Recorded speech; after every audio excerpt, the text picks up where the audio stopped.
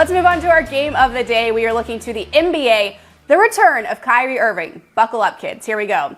Nets owner Joe Tsai said he's excited to see Kyrie bring his artistry back to the court. Aren't we all? The Nets, who are 23-12, 13-3 on the road, will visit the Pacers, who are 14-24, 11-9 at home. Brooklyn right now is the 8-point favorite. This line has moved a couple of times, with the total sitting at 225. Brooklyn is second in the East, and the Pacers are, well, they're third from the bottom. The Nets, however, have lost 3 straight home games and will look to turn that around on the road tonight in Indy.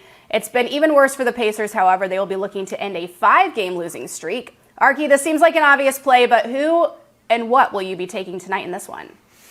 Well, I think you need to get it now because it might go up even a little bit more. I like the Nets -8 here tonight because as bad as Brooklyn has been on the road and, at home, as you just mentioned, lost 3 straight at home.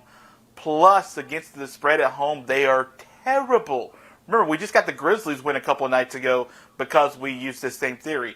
They are almost the direct opposite on the road. They're 10-6 against the spread on the road. Like you said, they're 13-3 on the road overall. They are a really good road team. And more than that, getting Kyrie Irving back is a huge deal for Brooklyn.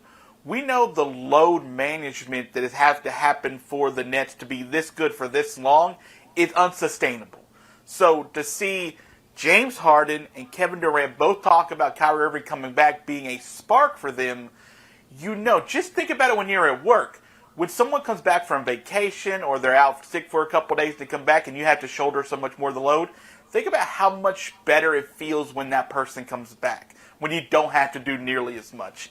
And that's what's going to be key here. Even though he may only play 10, 12, 15 minutes tonight, it's going to be enough for just that and the energy he's going to bring back because of the relief that Kyrie Irving is coming back. And the help is not only on the way, it's here. So I like that aspect. I also like the fact that, let's be honest, the Pacers are in a bit of a tailspin right now. They've lost 5 straight. They lost 8 of the last 10, and they've been dealing with roster issues like a lot of teams, but they've been dealing with the loss of Malcolm Brogdon and Chris Duarte,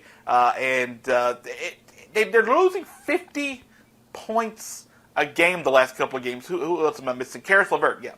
So yes. Those 3 guys, if they're out again tonight, which it looks like they will be, that's 50 points a game that you still don't have. And my Knicks were beating the Pacers the other night, and that should be happening right now. So I like the relief factor for the Nets. I like the fact that help is on the way factor for the Nets. I like the fact that they're on the road is in good shape for the Nets. And I like the fact that Indiana is going to be limping into this game roster-wise for the Nets to be able to cover this. So that's why I'm going to take the Nets -8. I'm getting it right now because that thing might get up to 9.5 before we tip off later. Good call. Right, like you said, I think the biggest thing to look at here is who the Nets have playing and who the Pacers don't, which is about 8 players who are out due to health and safety protocols.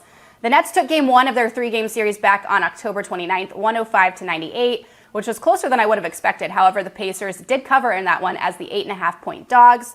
The Nets are averaging around 110 points per game, with KD, of course, leading the way, averaging roughly 29 of those, while Harden picks up the rebounds and assists.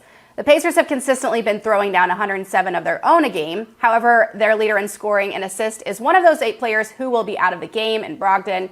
The Nets are 14-19-2 against the spread. The Pacers are 19-19 and have gone 2 of 2 when entering as the 8-point dogs. Despite that, like you, I will undoubtedly be taking the Nets at -8 here. And if for some bizarre reason the Pacers do in fact happen to cover, then something catastrophic must have happened here. Yeah, probably. And to think about also this, they get Kyrie Irving back, and you can only play on road games. But the good thing for them is 12 of their next 18 games are on the road. So, there's a good chance for the Nets to be able to get some real momentum going into the All-Star break. 100%. We'll look forward to that.